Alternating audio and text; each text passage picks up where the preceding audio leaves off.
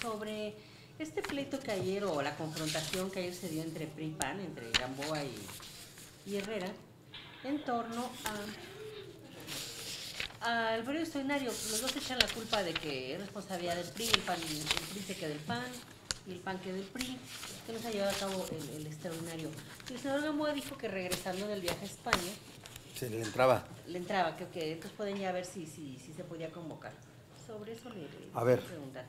yo he elaborado un documento que me gustaría leérselos, más que como posición política, que es orientador de este asunto, que se refiere al caso del Sistema Nacional Anticorrupción, de la ausencia del nombramiento del fiscal anticorrupción y la ausencia de la ratificación y rechazo de los magistrados de las salas especializadas. Porque el tema del extraordinario que lo caracterizo, pues, porque no se va a cabo, ¿sí?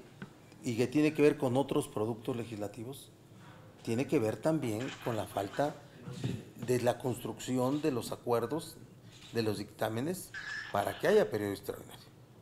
Déjenme les leo esto, que es un poquito largo, pero no aspiro a que sea nota, sino solamente es ilustrativo. Y luego nos lo regala, ¿no? Y luego se lo regalo, sí. El nombramiento en el Senado de la República del fiscal anticorrupción pudo haberse dado, o sea, ¿desde cuándo debió haber el nombramiento del fiscal anticorrupción del Senado? A partir del 25 de marzo del año 2014. Desde entonces, el Senado debió haber nombrado a un fiscal anticorrupción cuyo tiempo de desempeño concluye el 30 de noviembre de 2018. Es decir, 30 días después de la entrada en vigor de la reforma constitucional en materia política, en la que aparecen las figuras de Fiscalía General y de la Fiscalía Anticorrupción. Desde entonces, el Senado tenía atribuciones para nombrar desde el 25 de marzo del 2014. Solo en el tercer año de ejercicio de la 62 legislatura, solo en el tercer año de ejercicio, cuando yo fui presidente, se expidió convocatoria. Solo en el tercer año de ejercicio de la 62, y no se concluyó el procedimiento por falta de perfiles para el cargo. Había perfiles muy bajitos. Fue hasta el segundo año de ejercicio de la 63 legislatura, es decir, este año, en este periodo, porque no podía dejar de haber, cuando nuevamente se volvió a expedir la convocatoria para elegir al titular correspondiente. Hasta el tercer año de ejercicio de la 63, cuando pudo haberse hecho desde el segundo año de ejercicio de la 62. ¿Sí? ¿Por qué tuvo que haberse hecho? Pues porque el 19 de julio tiene que estar integrado el total del sistema anticorrupción. En el Senado se encuentra alojada una minuta que envió la Cámara de Diputados en la legislatura pasada. Aquí llegó desde el segundo año de ejercicio de la 62 una minuta sobre ley de la Fiscalía General, que no desarrolla en esa minuta la naturaleza del Ministerio Público como órgano constitucional autónomo, al transformarse de Procuraduría General a Fiscalía General. Es malísima. Esa minuta que nos envió Cámara de Diputados, casi solo reproducen la ley orgánica de la PGR a ley de la Fiscalía General. Lo mismo ocurre en esa minuta al no dotar a la Fiscalía Anticorrupción de las atribuciones propias para el cargo. No desarrolla. Es un fiscal anticorrupción sin dientes. Más aún que cuando esa minuta fue aprobada en el 2014, ¿sí? En el 2014, o antes, ya no recuerdo, 2013, cuando fue aprobada en la Cámara de Diputados, no existía el Sistema Nacional Anticorrupción. Recuerden que el Sistema Nacional Anticorrupción fue hasta julio del 2016. Y por tanto, ¿sí? Por tanto, esa minuta de la Fiscalía, de la ley de la Fiscalía Anticorrupción, de la Fiscalía General, perdón, no es armónica con el Sistema Nacional Anticorrupción. Así, designar hoy a un fiscal anticorrupción sin un marco legal nuevo y acorde con el esquema del Sistema Nacional Anticorrupción sería inocuo. Porque la ley que regula la Fiscalía Anticorrupción, que es la minuta que llegó de Cámara de Diputados en la pasada legislatura, ¿sí?, no está acorde con lo que se aprobó en el Sistema Nacional Anticorrupción para el fiscal anticorrupción. ¿Sí? ¿Está claro, verdad? Sí, claro. ¿Qué ha faltado? Ha faltado voluntad del gobierno federal para instruir a sus bancadas a construir el necesario andamiaje legal de esta fiscalía. También se han trampado por la permanente intención de la segunda fuerza en el Senado de querer acordar con la primera fuerza el reparto entre ellos de 2 cargos, el de Fiscalía General y el de Fiscalía Anticorrupción. El PAN quiere uno de ellos y quiere Fiscalía General, porque saben que el fiscal anticorrupción dura hasta el 30 de noviembre del 2018 y el fiscal general es transeccional. Eso está ahí, ustedes lo saben más que yo. El nombramiento, hasta ahí llegó el tema del fiscal anticorrupción. Y esas son las razones por las que no ha avanzado. Me voy al tema de los magistrados. ¿Sí? ¿Quiere uno de los dos? ¿Quiere uno de los dos y quiere fiscal general? ¿Sí? En todo lo eso, ¿verdad? ¿Sí? El nombramiento por el titular del Ejecutivo de los integrantes de las salas especializadas anticorrupción del Tribunal de Justicia Administrativa debió haber ocurrido a partir del 19 de julio del 2016. Recuerden que ahí el que designa es el Ejecutivo, ¿sí? El Ejecutivo designa y el Senado solamente ratifica o rechaza. ¿Cuándo pudo haber enviado esos nombramientos al Ejecutivo? Desde el 19 de julio del 2016 y hasta el 30 de abril de 2017. ¿Sí? Resuelto así en el régimen transitorio de las leyes anticorrupción. Los nombramientos del Ejecutivo llegaron al Senado hasta finales de abril del presente año. ¿Se acuerdan? En 2 semanas antes de que cerrara el periodo ordinario. Hasta entonces llegaron. Y por tanto, su ratificación o rechazo desde inicio se orilló a que ocurriera en receso. No podía alcanzar 2 semanas, ni hubo nada para que eso ocurriera. Para lograrlo, o sea, para que eso pudiera ocurrir en receso, tuvieron que las comisiones de dictamen poner en marcha los procedimientos para su desahogo, situación que no ocurrió. Yo lo dije, no se puede ir el Senado de vacaciones. Si queremos fiscal anticorrupción, tiene que haber dictámenes del nuevo marco legal y tiene que abrir el nombramiento a la participación de la sociedad. ¿No es el reclamo? ¿Sí? El tema de las propuestas de los magistrados. Primero, debió haber sido desde el 2016 y se hizo 2 semanas antes de que terminara el ordinario, en abril del 2017, ¿sí? Y las comisiones se fueron de vacaciones y no hicieron comparecer a nadie. Dije también, ahora digo,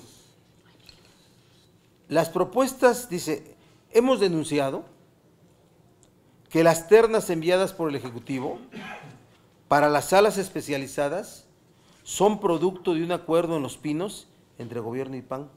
Eso me consta. ¿Sí? Así integraron las ternas. En las 18 ternas, pueden identificar perfectamente quién está vinculado al PAN y quién está vinculado al PRI. Así sencillo. ¿Sí? Y nunca hubo de parte de las comisiones de dictamen un procedimiento siquiera para hacerlos comparecer. ¿Cómo podría ahora citarse un extraordinario solamente para votar su ratificación o rechazo?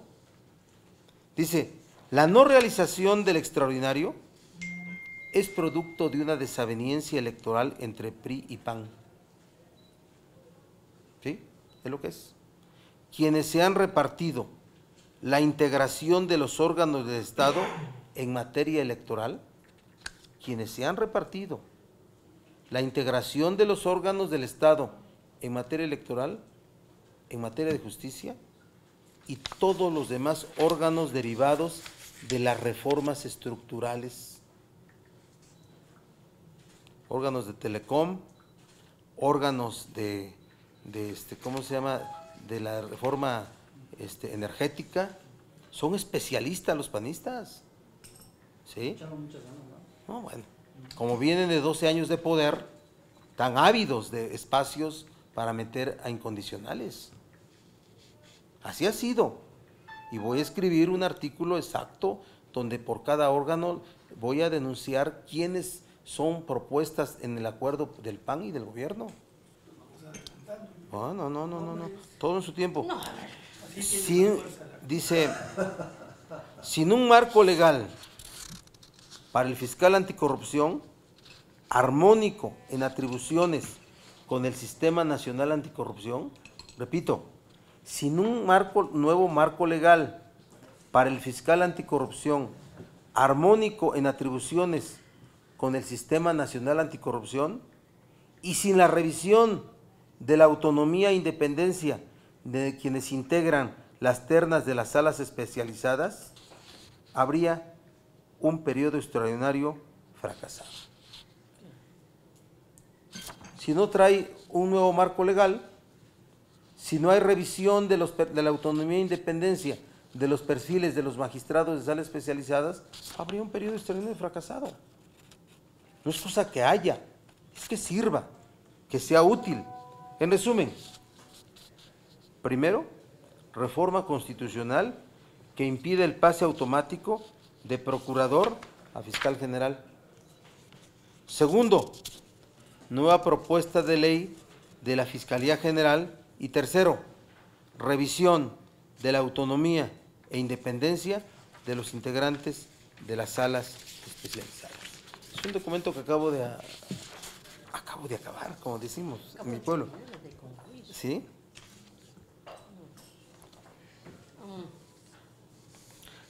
Aquí está bien escrito, ¿verdad, Onel? Habría un periodo extraordinario fracasado. Así nomás dice, ¿verdad? ¿Sí? Eso es lo que yo les... Sí, se lo regalo, con mucho gusto.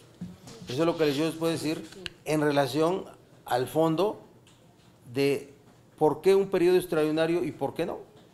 En el Senado de la República, el PAN está compitiendo con el PRI para ver quién manda. ¿Sí? ¿Quién manda? Y está poniendo condiciones para poder establecer una situación de no alcanzar las mayorías necesarias. ¿Lo ven, verdad? ¿Lo observan? Sí, ellos se pelearon. Lo observan, ¿sí? Pero esa es la razón. Es una desaveniencia electoral por causas electorales, pero tiene que ver con muchas cosas. Yo comparto que un nombramiento de un fiscal anticorrupción sin un nuevo marco legal no sirve. Yo comparto que un extraordinario solo para ratificar las ternas enviadas de los integrantes de las salas especializadas sin revisar su autonomía e independencia no sirve. ¿A dónde quedó la iniciativa de reforma constitucional de Peña sobre el asunto de eliminar el pase automático de procurador a fiscal general? Olvidado otra vez, como el tema de la marihuana y el tema de las bodas gay. ¿Lo recuerdan, no? ¿Sí? Entonces, esa es la realidad, ese es el fondo. O sea, no se construyó nada para que hubiera un extraordinario. No se construyó nada. No se construyó nada. ¿Ustedes supieron de alguna reunión de la Comisión de Anticorrupción para poder estudiar el tema de las propuestas de los magistrados de salas especializadas, o de la Comisión de Gobernación para revisar y de justicia las propuestas que hay de una nueva ley de la Fiscalía General de la República, o la de puntos constitucionales para revisar lo otro, la reforma de Peña y muchas otras propuestas que hay para impedir el pase automático, pues no hubo. Entonces cancelaron la posibilidad de un extraordinario útil. Cancelaron, está cancelada. Cuando regrese el senador Gamboa de España, pues habrá la misma condición que hay hoy. No habrá dictámenes, no habrá desahogo de comparecencias de las propuestas de las ternas, no habrá ningún acuerdo, y entonces no veo condiciones que haya un extraordinario útil. Será un extraordinario fracasado o con el propósito de imponer con mayorías cuando se pongan de acuerdo entre PAN, ¿sí?, y PRI sobre temas electorales, como es el tema de Coahuila. Y entonces va a sacar un fiscal a modo. Vamos a ver hasta dónde llegan. Si el PAN se sostiene en que el marco legal no provoca la inutilidad del nombramiento, vamos a ver. Vamos a ver si otra vez es de los que cambia a cambio de un intercambio. ¿Sí? Ayer decía el diputado Ávila que están esperando que el gobierno federal les presente el documento de cómo va a quedar o cómo va a estar lo que es el fiscal general de la República. ¿Quién decía eso? ¿El senador? El senador. No, o sea, el gobierno tiene que enviarles no, absolutamente no. si no, pues, Hay diversas iniciativas de reforma constitucional y hay diversas iniciativas de ley de la Fiscalía General. Ellos tienen una, nosotros otra, por ejemplo. Y claro, si el gobierno tuviera interés de enviar una propuesta, pues debería de hacerlo. Pero lo que sí yo digo es que la que nos llegó a Cámara de Senadores en la legislatura pasada es una ley una propuesta muy mala, y por tanto nunca aprobamos meterla ni a dictamen, ni a pleno, ni a votación, ¿sí? Y siempre pues el PAN ha aspirado a nombrar al fiscal general desde el arranque de esta figura, que esa figura arranca con la reforma constitucional en materia política. Cuando se cambia, nosotros fuimos parte de toda esa reforma. ese sería el atorón. Pues es uno de los dos atorones. Ahorita es tema electoral, pero cuando levanten el tema electoral va a decir, ¿cuál de los dos es nuestro? ¿Sí? Y eso de que las propuestas que llegaron de Los Pinos sobre los integrantes de las salas especializadas, que es un reparto entre gobierno y PAN, lo supe. ¿Cómo lo supo? Me lo dijeron. Y yo creo. Y cuando yo identifico, cuando veo los antecedentes, el perfil y toda la hoja de vida pública de quienes aspiran, hoja de vida pública, pues tú ves eso, vas corroborando. De los tres primeros, perdón, de los que van a sala superior, hay como dos del PRI y uno del PAN. Puede haber uno del PRI, uno del PAN y un compartido. El compartido es el que fue presidente del Tribunal Superior, que fue funcionario. No, estamos, pero el presidente Castro, de quién? Álvaro Castro. Ah, bueno, es de los que más interés ha provocado. Sí. Fue funcionario con Calderón, pero también Sí. con Peña. Sí, así es. Así es. Y hay que ir para que sea la cuota. No quiero ahorita tener una opinión sobre cada uno de ellos. Este es otro tema, pero estoy preparando, ya lo tengo, más bien ustedes lo saben que yo tengo un análisis de eso desde hace meses, ¿sí? Entonces para hablar, pero vamos a tener que hurgar en todos los antecedentes de la integración de los órganos que el Senado ha tenido para que vean cómo está el reparto, cómo fue el reparto. Ese documento. Pacto por México. Es el acuerdo Pacto por México. ¿Sí? Son los subproductos del acuerdo. Sí, son los subproductos del Pacto por México. Contraprestaciones. Sí, bueno. Y después ahí cuando sale, en los plazos que luego se va o no hay el seguimiento, cuando se construye la propuesta, ya viene construida desde Los Pinos. No crean que es acá. Ya viene construida desde Los Pinos. Senador, ¿en otro ya ese tema ya? Sí, ¿Sí? ¿Qué quieren? yo le quiero preguntar sobre lo que dijo Renato Sales de que incrementaron en 73% los homicidios con arma de fuego debido al sistema penal. A ver, yo sí quiero dejar muy claro que ese argumento de culpar al proceso penal acusatorio y oral como la causa para elevar los índices de criminalidad, porque se están liberando o poniendo en libertad a muchos delincuentes, es un argumento que ya raya, de verdad, raya en un descaro frente a la nación. La Corte ya se los contestó. Los encargados de los sistemas policiales, investigatorios de delitos, no es el Poder Judicial, es el Poder Ejecutivo. Es el Poder Ejecutivo. Cualquier crítica que se hace desde el Congreso sobre al alza de la criminalidad les provoca un enorme enojo. Que no se enojen, que se pongan a trabajar. El Sistema Nacional Acusatorio apenas está en proceso de aplicación. Las causas sujetas bajo el procedimiento no ha generado la libertad de nadie. Que hay que tener reajustes al Sistema Nacional Acusatorio, bueno, hay que revisarlo, pero que se culpe en este año, lo que va del año, el año más violento del siglo XXI, y que haya reacciones de este tipo, yo mejor le pediría a don Renato Sales que se calle y que se ponga a trabajar. Señor, usted nos señala que no ha habido un solo liberado por la aplicación del sistema penal, y en cambio las autoridades ponen hasta miles de... No, bueno, a ver, una cosa, sentenciados, está en proceso. La implementación del proceso penal acusatorio ya concluyó, la implementación. A hoy es su aplicación.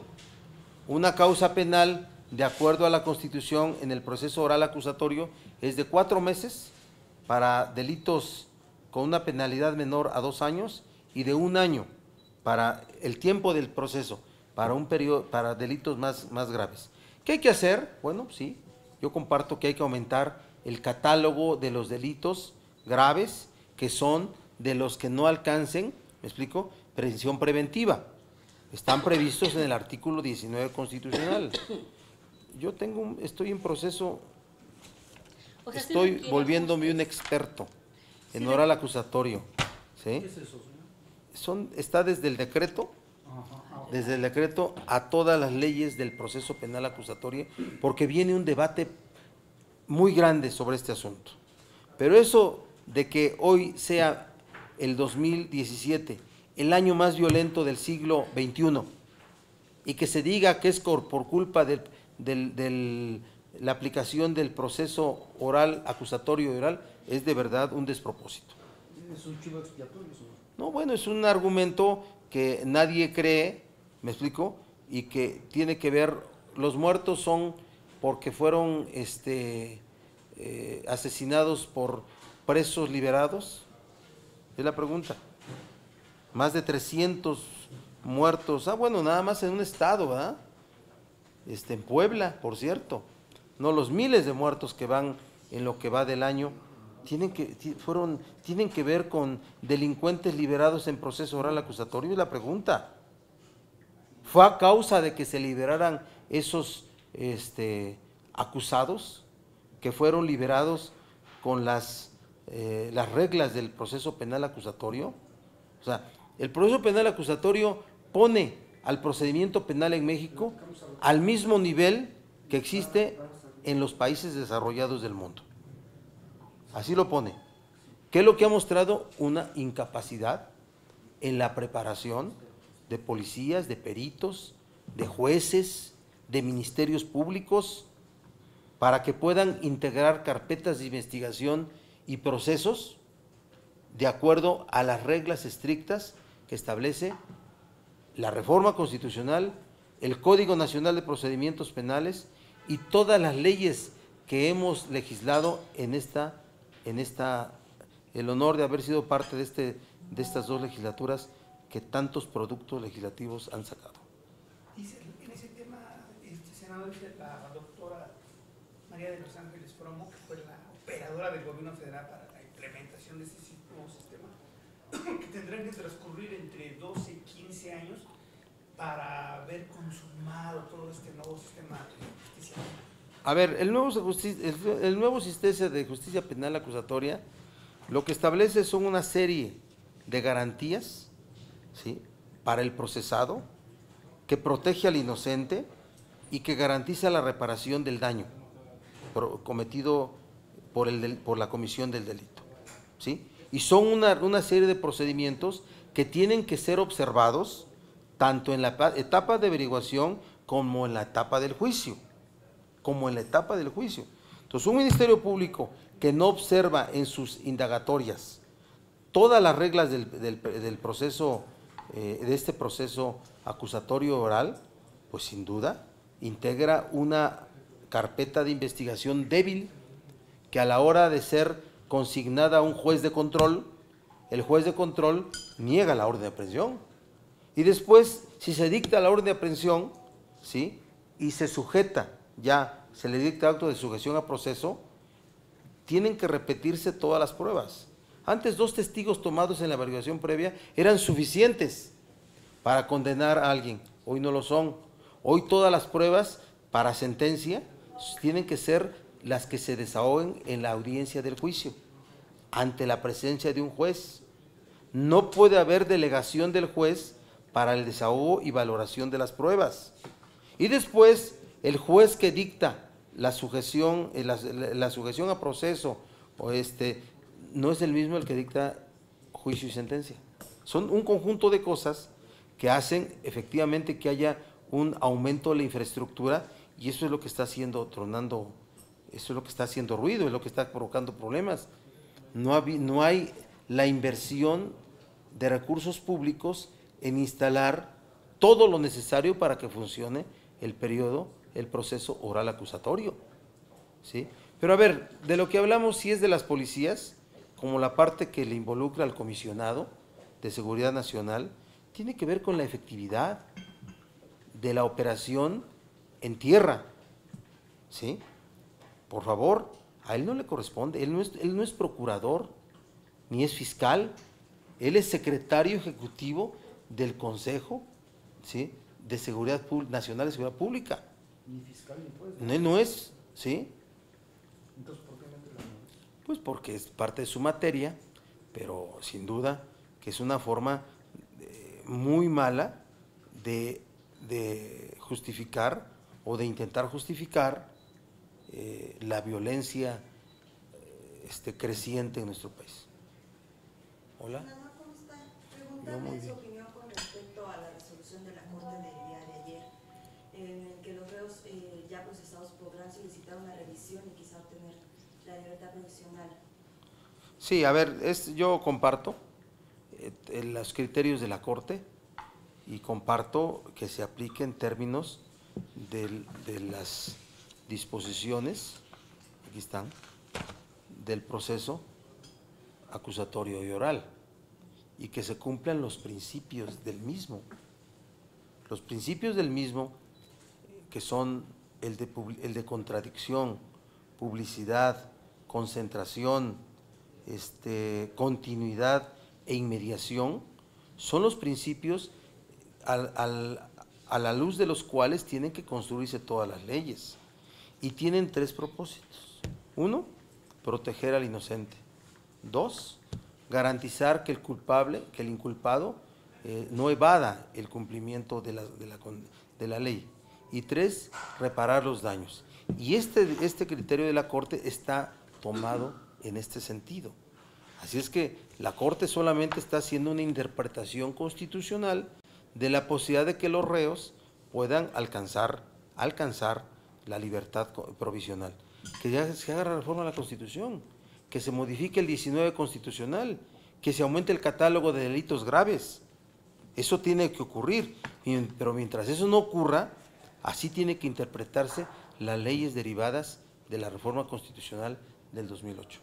Hay quienes tienen miedo de que pudieran salir delincuentes peligrosos, ya que los delitos que se están considerando justamente, pues algunos quedan en una línea muy delgada para saber qué delito se cometió. A ver, la sentencia que se dicte en esos procesos va a estar basada en términos de las pruebas que se presenten en la audiencia de juicio, tanto por el Ministerio Público como por la defensa.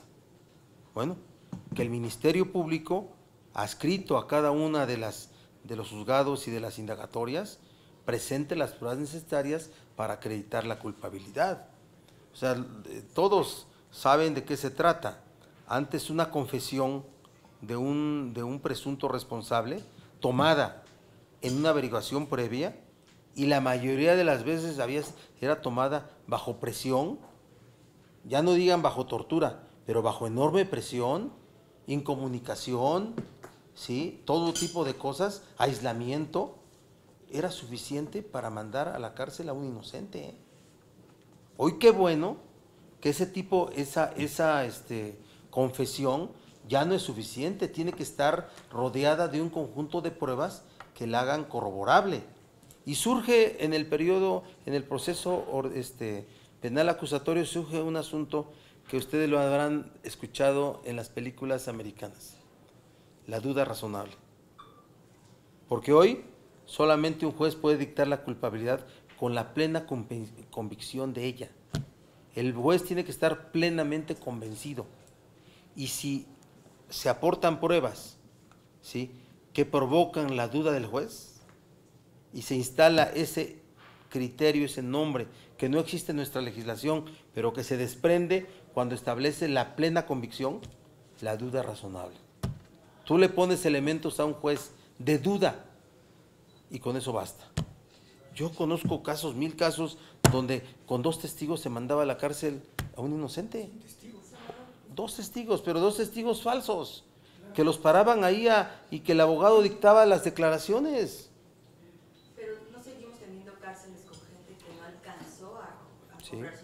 Sí, porque las cárceles en México, primero, hoy están llenas de delincuentes profesionales, de integrantes del crimen organizado, están llenas, pero los delincuentes ordinarios, para ellos no tuvieron los suficientes elementos de toda índole para acreditar su inocencia y se vuelven centros no de rehabilitación, sino de segregación social.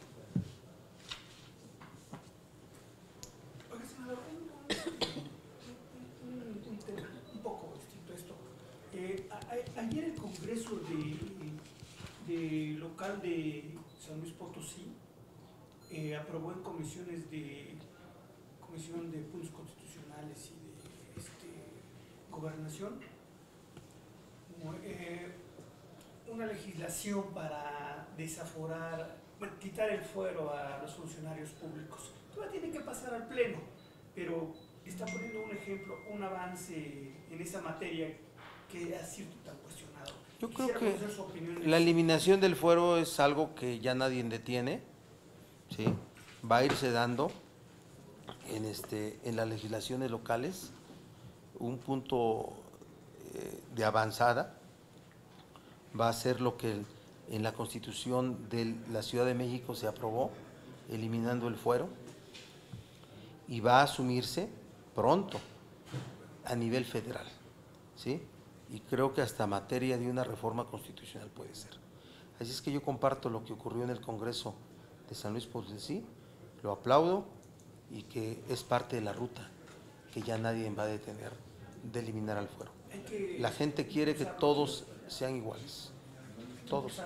Claro, aquí tenemos iniciativas, o sea, de verdad hay mucho material en las... Pues, ¿por qué crees? ¿Sí? ¿Recuerdan una reforma? Bueno,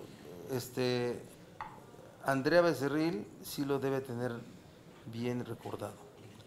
En el Senado pasado se aprobó una reforma al fuero. ¿Sí? ¿Me explico? O sea, porque el fuero es lo que solamente tiene que ser es inviolabilidad y no ser controvertibles por los actos, por los hechos que un legislador, en este caso de nosotros, podamos decir y opinar. Nadie nos puede controvertir, ¿eh? Por eso cuando a veces un presidente o presidenta de un órgano del Senado reprocha lo que uno dijo, está violando esa garantía constitucional. A delitos comunes. No, en el de un debate, cuando un presidente o presidenta reprocha a un legislador, está violando el fuero constitucional. Ellos que deben de garantizar el fuero, lo violan. Bueno, pero ¿en qué se convierte? En una protección procesal. El fuero ya no sirve a nadie. En el momento que alguien que tiene fuero es pillado en un acto ilegal, a las 48 horas, por culpa de los medios, renuncia. Ya no sirve a nadie. Entonces hay que preservar la naturaleza del fuero. Además el fuero y ese tipo de como inmunidad procesal tiene una historia. La época en la cual las dictaduras llegaban y disolvían a un Congreso. Eso no ocurre desde 1914 con Victoriano Huerta, que disolvieron al Senado y a la Cámara de Diputados deteniendo a todos. Por ahí se escabecharon a don Belisario, ¿sí? Y entonces ese es el origen y tiene como propósito preservar al órgano, no proteger penalmente al legislador. Entonces creo que lo que está pasando es eso y es una ruta que ya hemos discutido mucho y que hay muchas propuestas acá alojadas. Gracias. ¿No habías venido, eh? Listo.